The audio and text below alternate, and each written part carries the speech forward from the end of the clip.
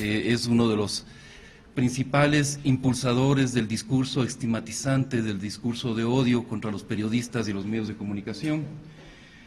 El alcalde de Loja, que desde su puesto se ha convertido en un azote para la prensa de esa región, pero además recordemos que el alcalde de Loja se vanagloria de haberle puesto dientes a la ley de comunicación al haber sido el que impulsó la creación de la Superintendencia de Comunicación. Entonces, por méritos propios, está ahí en esa galería de villanos contra la libertad de expresión que encabeza esta casa llamada Censuracom S. Y finalmente, el presidente del directorio del INE, más agregados por méritos propios. Ustedes pueden ver, vamos a ir navegando por Censuracom, ¿no es cierto? Por ejemplo, si hacemos clic en la figura de Carlos Ochoa, ustedes tienen aquí varios videos y todas y cada una de las agresiones que el señor Ochoa ha protagonizado contra la prensa. Como les decía, suma 100 agresiones el año pasado. Recordemos que el 2015 ha sido el año más complicado para la prensa en el Ecuador, 377 agresiones contra la prensa, eso es un récord total, y por más que al señor presidente de la República y a la SECON no le gusten que todos los años marquen un nuevo récord histórico de agresiones contra la prensa, los números están ahí y los hechos están ahí. Eso no lo pueden negar. Tenemos cada una de las agresiones contra la prensa registradas. De hecho, si ustedes navegan por aquí y hacen un clic en cada uno de estos, por ejemplo, estamos haciendo clic en la 62, ¿no es cierto? Esto nos va a llevar justamente a la agresión. Supercom obliga a publicar réplica de un anuncio.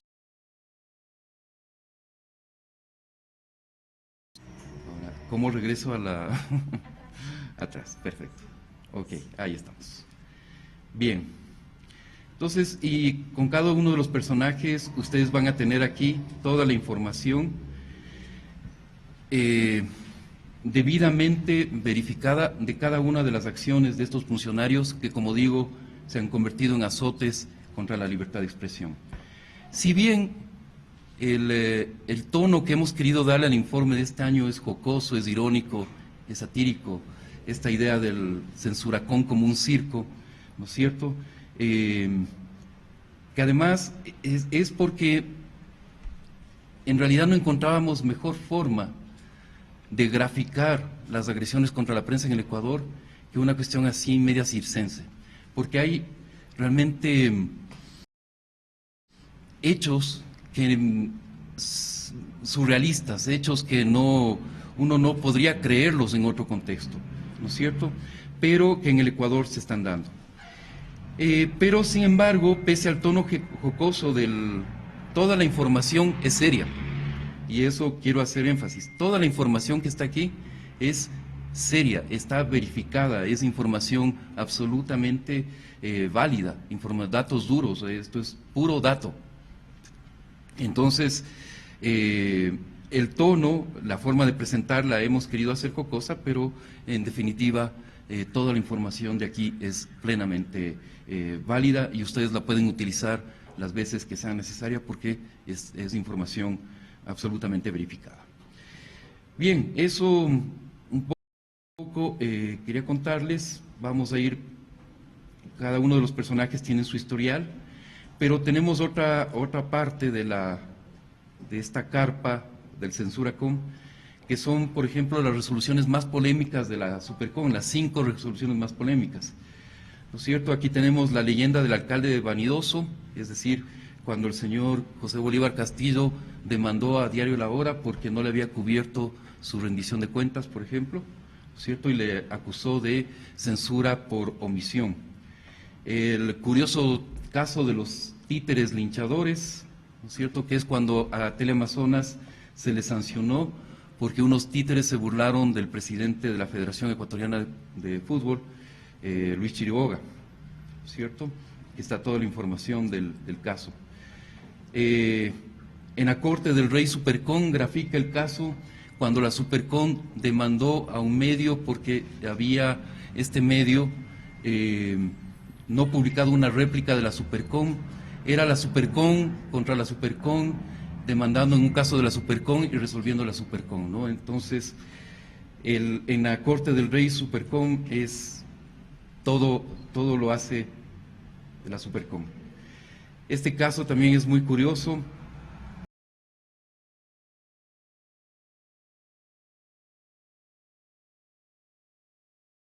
Horario familiar, y esta es otra de las sanciones más polémicas de la Supercon, cuando se le sancionó a Teleamazonas por la lucha libre, ¿no? Mucha lucha para la Supercon. Fuera de la aplicación de la ley de comunicación, hemos tenido también otras agresiones contra la prensa, ¿no es cierto? Y muchas de esas han sido la imposición de contenido, es decir, la censura directa a los medios de comunicación. Por ejemplo, el caso que hemos más destacado es cuando al diario El Comercio se le obligó a mentir después de sacar una investigación con datos absolutamente verificados de un gran proyecto de infraestructura del gobierno, que se había incrementado su precio y que el gobierno le obligó a rectificar esa información, entre comillas, cuando era información absolutamente válida. Y así tenemos, ¿no? O sea, el caso del diario El Mercurio de Cuenca, que además se le obligó a autoinsultarse, el diario La Hora, cuando se le obliga a poner titulares, la revista Vistazo, cuando le obligan a sacar portadas interiores, el diario El Universo, cuando le castigan por no someterse justamente a la imposición de contenidos, ¿no es cierto?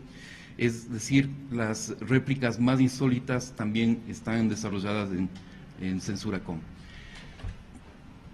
Y bueno, tenemos también más latigazos contra la prensa, las agresiones más alarmantes. Hemos destacado la declaración de servicio público, de la comunicación como servicio público, ¿cierto? El cierre de Ecotel, un peligroso canal de televisión que ha sido puesto bajo arresto. El caso del preso por llevar un monigote de una oveja, ¿no es cierto? El caso de la cárcel para los 21 del Arbolito, y el caso de el señor Luis Calderón, que también fue apresado por un yucazo. Y finalmente también hemos querido resaltar la resistencia que tienen muchos periodistas y por supuesto ustedes que hacen todos los días esa labor incansable de la prensa. Hay que realmente resaltar su trabajo. Y hemos querido también resaltar el trabajo de mucha gente que es atacada día a día. Está el caso de Manuela Pic, ¿no es cierto?, que fue expulsada del país después de un...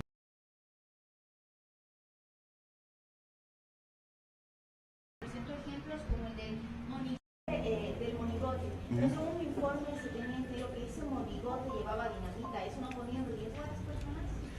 A ver, el parte policial es clarísimo. El parte policial no habla de explosivos. Que después la Fiscalía muestre unos videos, etcétera, es información que no está en el parte policial. El parte policial es clarísimo. El parte policial dice que se le apresó a este señor porque llevaba unos peligrosos monigotes, no llenos de dinamita, sino simplemente graficando a un borrego. ¿Sí?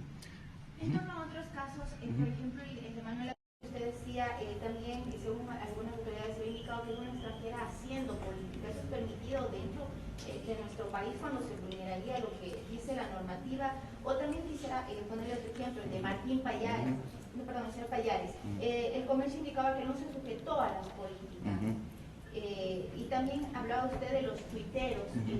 También hay tuiteros que agreden a la honra de las personas. Un caso de ellos es el señor Castillo.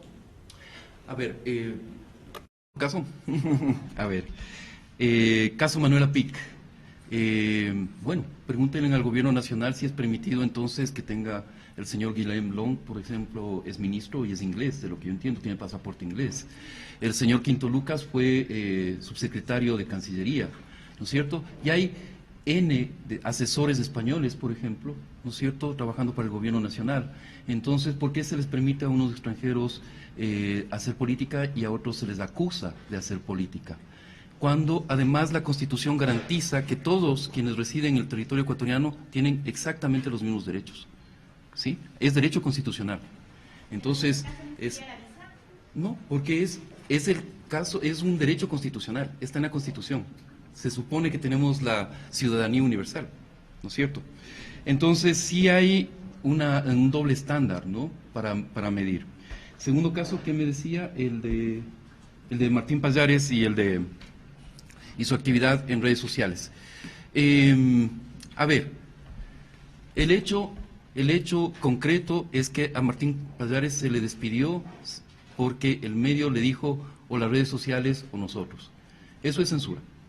O sea, no me vengan con cualquier otro matiz, está de más. Eso es censura, directamente. A cualquiera de ustedes que les digan, o ustedes o se callan o su trabajo, le están censurando, ¿cierto? Y si hacen eso con alguno de ustedes, pues deberían denunciarlo. Tercero, los tuiteros, ¿no es cierto? De lo que yo entiendo, el caso del señor Sebastián Ceballos, ¿no es cierto? Él denunció una serie de hechos relacionados con posible nepotismo del ex director del SRI y ex ministro de Trabajo, Carlos Marx Carrasco. Hasta el momento, eso no ha sido desmentido. O sea, los funcionarios existen, el parentesco existe, ¿no es cierto? Entonces, afectar la honra, es un funcionario público, señor Carlos Marx Carrasco. Usted tiene que responder a los ciudadanos, no los ciudadanos responder a usted. No se tiene que mandar a los ciudadanos a la cárcel. Eso no es lo normal en una democracia. Lo normal es que los funcionarios respondan a los ciudadanos, incluso en cuestionamientos como estos. César, el gobierno intentó disolver el conocimiento público. ¿Ustedes no están tal vez desafiando nuevamente al gobierno? Porque sin duda lo que se va a publicar aquí es lo que no le va a gustar al gobierno y a muchos de sus funcionarios. Desafío, no. Ejercicio legítimo de nuestra libertad de expresión, absolutamente. Nosotros siempre hemos dicho que no nos vamos a callar, que no vamos a dejar de hacer nuestro trabajo. Lo que hemos querido hacer con Censura.com es contarles a los ciudadanos, en un tono, como digo, irónico, en un tono accesible, lo que pasa con la libertad de expresión, ¿sí? Esto no es un desafío al poder, es más bien tratar de acercarnos más a los ciudadanos, contarles de una forma distinta lo que está pasando con un derecho fundamental como es la libertad de expresión. ¿Cuál es la situación de Fundamedios como institución luego del intento de iniciarles un proceso que ya está archivado, pero tenemos conocimiento de que podría volver a activarse? Y también tienen procesos en contra de su página web. ¿En qué quedó eso? ¿Pudo Ares Wright finalmente activar la amenaza de iniciar un proceso legal, o Fundamedios a su vez logró iniciar el proceso legal en cortes norteamericanas contra Ares Wright? A ver, nuestra situación actual es de una enorme fortaleza institucional. O sea, nosotros nos sentimos fortalecidos después del proceso del intento de cierre que se dio el año pasado, y que el gobierno tuvo que revertir ese proceso, obligado por la inmensa reacción que se dio ante el cierre de Fundamedios. Nosotros, como dijimos en el momento en el cual se revirtió el cierre, vamos a seguir trabajando todos los días y de la misma forma. No podríamos dejar de informar, de reportar todas las agresiones contra la prensa. Eso no lo vamos a dejar de hacer. Si eso trae consecuencias futuras, en realidad quien tendrá que responder es el gobierno, ¿no es cierto? No nosotros. Nosotros vamos a seguir haciendo lo que sabemos hacer. Sobre la página web, Evidentemente, ese conocimiento público, lo hicimos público, hubo ese reclamo de la empresa española Ares Rights, que en realidad la pregunta que deberíamos hacernos todos, quienes estamos aquí, es ¿cuál es la relación de Ares Rights con el gobierno nacional? O sea, esa es la pregunta que se le debería hacer al señor Patricio Barriga, por ejemplo. ¿Cuál es el contrato? Muéstrame el contrato que tienen con Ares Rights, ¿cierto? Porque ya no basta con decir no tenemos ninguna relación. Ares Rights, en la notificación que mandó a Amazon, dice claramente, dice, nuestro representado, nuestro cliente, o sea, está diciendo Ares Rights que la SECOM es su cliente. Explíquenos, el que tiene que explicarnos en realidad esta relación, cuánto le están pagando a la empresa española. Una empresa española que además se ha comprobado que es una empresa de papel, ¿no? Que ni siquiera tiene una sede conocida. Sí, tiene una dirección que corresponde a un galpón abandonado en los astilleros de Barcelona. O sea, es una cosa espantosa. Esa empresa obviamente está haciendo abuso de la ley norteamericana de copyright. Ese abuso va a ser castigado. O sea, evidentemente va a ser castigado. Y nosotros vamos a llevar a las cortes a Ares Rights. Lo estamos haciendo, estamos en conversaciones con un estudio jurídico en Estados Unidos para que se castigue, porque la ley norteamericana es clarísima. El momento en que se abusa de la ley de copyright, eso tiene que ser castigado. Y lo vamos a hacer. ¿No cree que hay una especie de pugna entre el gobierno con la verdad que tiene él con los medios privados? ¿No hay una especie de pugna también? A ver, evidentemente, y nosotros siempre lo hemos dicho, hay una guerra que ha declarado el gobierno nacional contra los medios privados. Y ha arrinconado a la prensa privada, a la prensa independiente del país. Eso es lo que podemos decir. O sea, todo esto, todos los hechos que estamos reflejando en Censura.com son justamente, si se lo quiere ver de esa forma, un parte de guerra, ¿no? En el cual estamos informando de todas las acciones, de las 377 agresiones que ha emprendido el gobierno nacional el año pasado contra la prensa. Y les digo más, estamos muy preocupados, y por eso es que queremos también que este informe tenga el mayor impacto, de lo que puede pasar en este año 2016. El presidente ya ha hablado en reiteradas ocasiones de que la prensa sigue siendo su peor enemigo, ¿cierto? De que además en la campaña electoral lo que no se va a enfrentar a la oposición política, sino a la prensa, ¿no es cierto? Y estamos viendo que desde el primer día del año, desde el primer instante del 2016, ya comienzan a multiplicarse las agresiones contra la prensa. Y no solo contra la prensa, también contra las personas que ejercen su libertad de expresión en Internet. Por eso es que una de nuestras últimas alertas en esta semana es justamente detallar todas en los últimos críticas de personas que criticaban las políticas del gobierno. Son 377, entiendo yo. ¿De qué forma son palabras, son frases? ¿Es a nivel de todo el gobierno? ¿Nos puede detallar más bien si incluye todas las resoluciones que usted ha detallado? Mira, todos los detalles del informe ustedes lo pueden consultar en la página web, ¿no? En Censura.com, y van a encontrar no solamente todo lo que les he mostrado en esta mañana, ¿no es cierto?, que es la información de los casos, de los personajes, etcétera, etcétera, sino la información que tú lo acabas de pedir. Es decir, el tipo de agresiones, ¿cierto? La mayoría de las agresiones, ahí me corregirán mis compañeras que son las que elaboran los informes, pero entiendo que es el 40% aproximadamente de casos que son agresiones normativas, es decir, la aplicación de una legislación restrictiva como la ley de comunicación, ¿sí? Y tenemos muchísimos otros tipos de agresión, agresiones físicas, agresiones verbales, juicios contra periodistas, ¿no es cierto? La imposición de contenido, que son censura, es censura, ¿no es cierto? En realidad, toda la tipología, digamos, de las agresiones contra la prensa está desarrollado ahí. ¿Quiénes son los agresores? Evidentemente no es solamente el gobierno, pero sí mayoritariamente, ¿sí? Aproximadamente el 75% de todas las agresiones son obra del Estado. Y el Estado actúa de varias formas. Actúa a través de los funcionarios públicos, actúa a través de la imposición de normativa que atenta contra la libertad de expresión, atenta con medidas y políticas, por ejemplo, el cierre de un canal de televisión es una acción del Estado, ¿no es cierto?, que no se le puede atribuir a un funcionario en específico, sino a la acción del Estado. Pero lo preocupante es que los funcionarios públicos de forma individual también son agresores contra la prensa, ¿sí? También son agresores contra la prensa.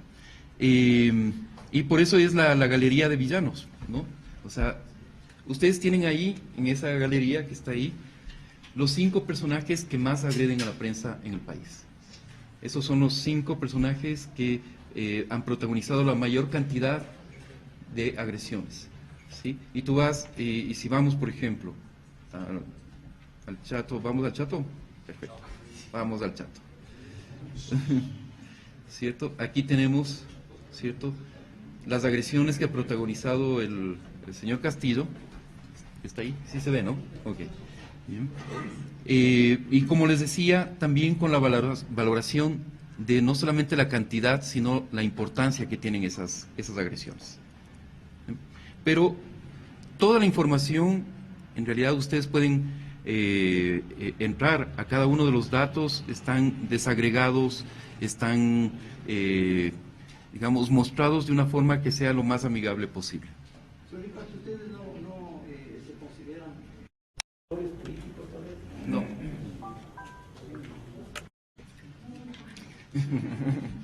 Simplemente te digo no.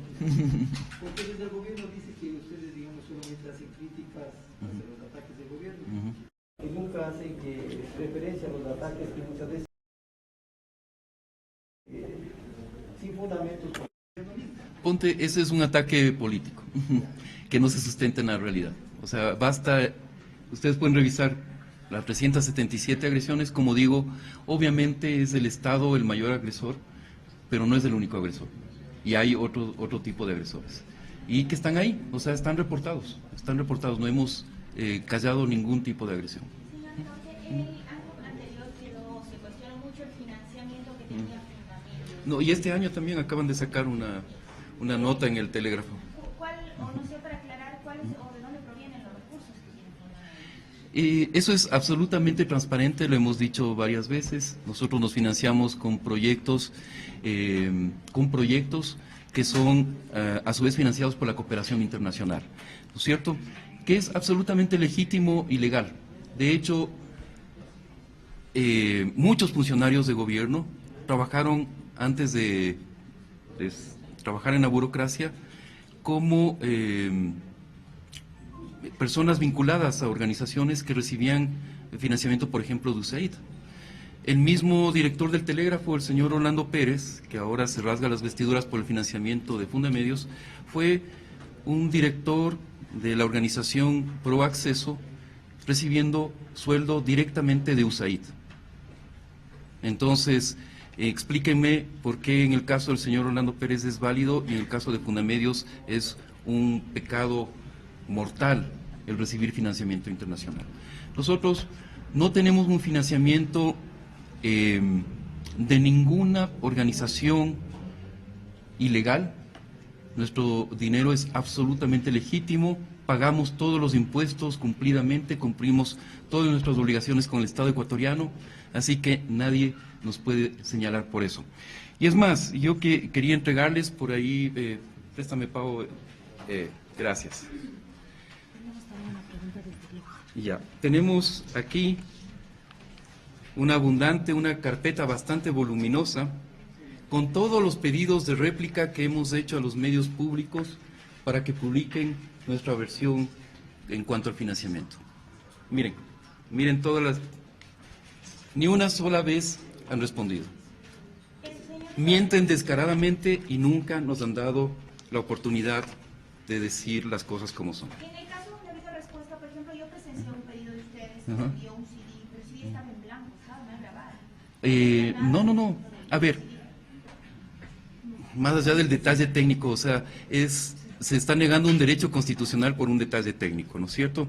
Pero nosotros volvimos a entregar ese CD varias veces y hasta el momento no nos han dado la oportunidad, ¿no es cierto?, de defendernos. No nos han dado el derecho constitucional a la réplica. ¿Ustedes financian el juego de los cuatro pelagatos? No. No, ni soy editor en jefe de Plan B, ni financiamos a los cuatro pelagatos. ¿Y listo? César, ¿cuál es el criterio de Fundamedios con respecto a la multa que se ha impuesto a la Unión Nacional de Educadores por una expresión que tiene un programa contratado en una emisora de la ENI? Sí, es un asunto muy grave. Nosotros lo consideramos un peligrosísimo antecedente en el hecho de que se esté castigando a quienes no son sujetos de la ley de comunicación. O sea, evidentemente la superintendencia está violando la propia ley de comunicación, que es muy clara. La ley de comunicación se aplica a los medios y a los periodistas, a los actores comunicacionales.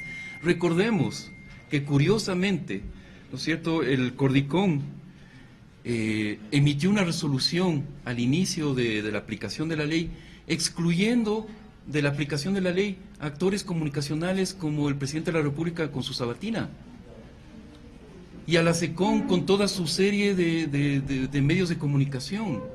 A todos ellos los excluyó. Y ahora, curiosamente, quiere castigar a una organización que no tiene nada que ver con la ley de comunicación. Nada. Es una cosa realmente escandalosa, es una sanción absolutamente escandalosa lo que se ha hecho en el caso de la UNE.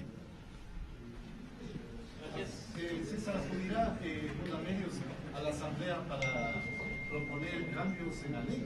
Porque han abierto un espacio de proposición de cambios en la ley. ¿Cuál es la función de Fundamedios? Estamos analizando el proyecto que nos ha remitido la asambleísta Mae Montaño, que es que ha tenido la iniciativa de plantear una serie de reformas a la ley de comunicación. Estamos en análisis de esas reformas, de tal forma de pronunciarnos en el momento oportuno sobre esas reformas.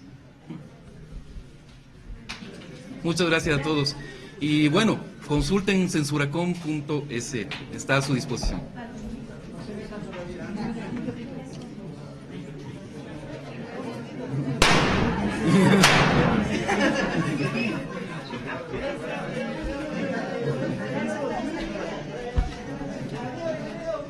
No corten, no corten, no corten.